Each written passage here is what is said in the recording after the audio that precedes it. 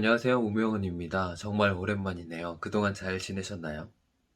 지난 두 번의 영상에서 저는 고전사회학자인 에밀 듀르켐과 게오르그 짐멜에 대해 다뤘습니다.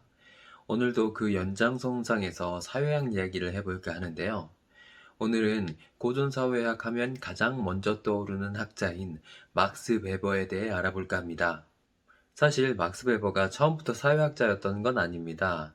법학 전공을 했고 경제학 연구로 교수가 되었으니 사회학자로서 정체성을 처음에 갖기 어려웠겠죠. 그런데 중년 이후에 자신만의 방법론을 만들면서 그는 자신만의 사회학 이론을 형성합니다. 지금에서야 우리는 막스 베버를 사회학자로 이해하고 있지만 당시에는 분과학문 구분이 지금처럼 명확하지 않았기 때문에 막스 베버의 연구를 보면 법학, 경제학, 사회학, 정치학 등 여러 분야가 섞여 있는 걸 알 수 있습니다. 막스 베버의 가장 유명한 책은 프로테스탄티즘의 윤리와 자본주의 정신이 아닐까 싶은데요. 이 책을 직접 읽진 않더라도 다들 추천 도서 목록에서 한 번쯤은 봤을 겁니다. 이 책 외에도 여러 편의 논문에서 막스 베버는 종교와 자본주의 사이의 상관관계를 연구합니다. 그 핵심적 질문은 왜 서구에서 근대적 형태의 자본주의가 등장하는가 였습니다. 베버는 자본주의를 단순한 영리축으로 이해하지 않았습니다. 영리축은 근대 유럽뿐 아니라 다른 시대에 다른 지역에서도 나타나는 현상이니까요. 그는 자본주의를 자본 경영을 통해 지속적으로 재생되는 이윤을 창출하는 것으로 이해했습니다. 그리고 근대 자본주의를 자유노동에 기반한 합리적 조직과 고도의 회계 시스템을 바탕으로 한 기업 자본주의로 이해했습니다. 자본주의적 성격은 여러 지역에서 나타나지만 베버가 연구한 기업 자본주의는 서구에서 처음 등장한 현상입니다. 사실 베버는 한두 가지 요인으로 어떤 현상을 설명할 수 없다고 생각했습니다. 여러 요인들이 모여 사회적인 현상을 만들죠. 때문에 베버의 사회학 이론은 직관적이지 않습니다. 눈에 들어오는 명확한 도식이 없어 이해하기 어렵죠. 베버는 유명하지만 베버의 사회학은 그만큼 유명하지 않은 이유입니다. 이런 이유로 프로테스탄티즘의 윤리와 자본주의 정신의 내용이 프로테스탄티즘의 금욕주의 윤리가 자본주의 형성의 원인이다라고 단순하게 이해하는 것은 그 책에 대한 심각한 왜곡일 수밖에 없습니다. 금욕주의 윤리는 자본주의 형성에 기여한 한 가지 요인일 뿐이죠. 베버가 말하는 자본주의의 조건에는 금욕주의 이외에도 시장의 자유, 자유노동, 예측 가능한 일관된 법체계, 합리적 회계 시스템, 시민 계급의 등장 등이 있습니다. 이런 요인들이 상호작용하면서 근대 자본주의 시스템이 만들어졌죠. 베버는 종교와 중세 도시 연구를 하면서 이런 조건들이 나타난 배경에 대해서 설명하는데요. 이 두 가지를 각각 나누어서 이야기해 보도록 하죠. 베버는 프로테스탄티즘의 윤리와 자본주의 정신에서 자본주의 형성에 기여한 종교의 영향력을 보여줍니다. 개신교 윤리가 합리적 이윤 추구를 위한 자발적 동기를 자극했다고 말하는데요. 정확히 말해 직업을 소명이라고 생각하고 거기에 몰두하는 태도는 종교개혁 이후에 나타난 거라고 말하고 있습니다. 중세까지만 하더라도 이윤 추구는 권장되지 않았습니다. 탐욕은 7대 죄악 중에 하나였죠. 마태복음 19장에서 예수는 부자가 천국에 가는 것은 낙타가 바늘구멍을 통과하는 것보다 더 어렵다고 이야기합니다. 호의적으로 해석하더라도 부를 축적하는 것이 죄는 아니지만 권장사항은 아니었던 겁니다. 그런데 종교개혁 이후에 이런 논리의 변화가 생깁니다. 종교와 자본주의 간의 상관관계를 이해하려면 종교에서의 구원관의 변화를 알아봐야 합니다. 중세 카톨릭에서는 의례를 통해 구원받을 수 있다는 믿음이 있었습니다. 십자군 전쟁을 전후로 등장한 면죄부가 대표적인데요.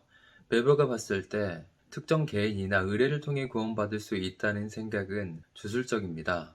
사제가 진행하는 의례로 구원이 결정된다면 이는 정령이나 귀신에게 비는 것과 크게 다르지 않을 겁니다.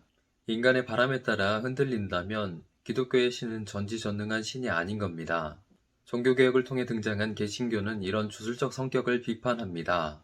개신교는 신과 구원에 대한 논리적이고 일관된 설명을 하려고 했습니다. 베버는 이 과정을 탈주술화라고 부르는데요.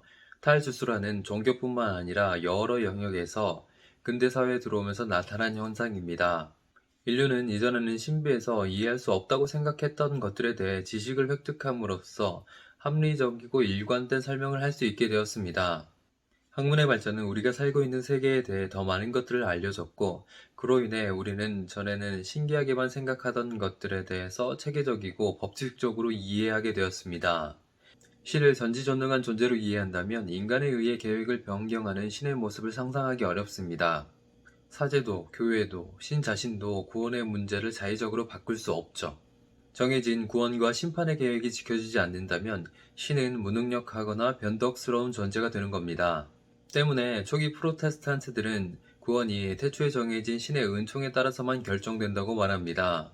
이런 배경에서 등장한 것이 바로 구원 예정설입니다. 교회에 나간다고 구원을 얻는 것은 아닙니다. 애초에 신이 그렇게 정했기 때문에 구원받을 수 있는 것이죠. 인간의 행동은 구원에 영향을 줄 수 없습니다. 그런데 구원 예정서를 받아들이면 교인들의 불안감은 커집니다. 신은 구원받을 자와 심판받을 자를 결정해놨는데 자신이 어느 쪽인지 알지 못하니까요. 어떤 선택을 해도 정해진 것은 바꿀 수 없습니다. 구원에 대한 의심과 불안이 생길 수밖에 없죠. 이런 상황에서 구원의 확실성을 찾으려는 시도가 나타나는데 프로테스탄트들은 품행을 구원의 증거로 삼으려고 했습니다. 자신의 행동이 구원에 영향을 주진 못하지만 좋은 품행이 구원받았다는 은총의 증표가 될 수 있다고 생각했죠. 이런 논리가 좋은 행동을 통해 생활 속에서 구원을 확증할 동인이 되었습니다. 타락한 자연 상태를 극복하고 신의 뜻에 따라 살려는 금욕주의적 윤리가 개신교의 이상이 된 것은 이런 배경에서였습니다. 욕망을 절제하고 자신의 삶을 합리적으로 재조직하는 것이 구원의 은총을 증명할 길이 되었죠.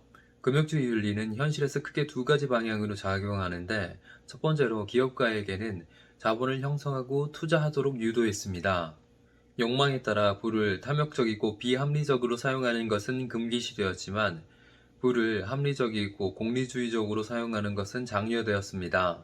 공정하게 취득한 자산을 낭비하지 않고 투자하는 것은 은총의 증거가 되었습니다. 노동자에게는 방탕에 빠지지 않고 성실하게 일하는 것이 목표가 되었습니다. 주어진 일에 최선을 다하는 것이 타락하지 않은 증표였죠. 이렇게 보면 자본가에게도 노동자에게도 직업은 신의 영광을 드러내는 통로였습니다.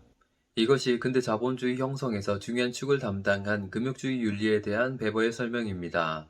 그런데 프로테스탄티즘의 금욕주의 윤리는 근대 자본주의 형성에서 중요한 역할을 하지만 자본주의 시스템이 확고해지자 어느새 사라지게 됩니다. 오늘날의 자본주의는 금욕주의와 거리가 멀죠. 베버의 자본주의 설명이 낯설게 느껴지는 이유입니다.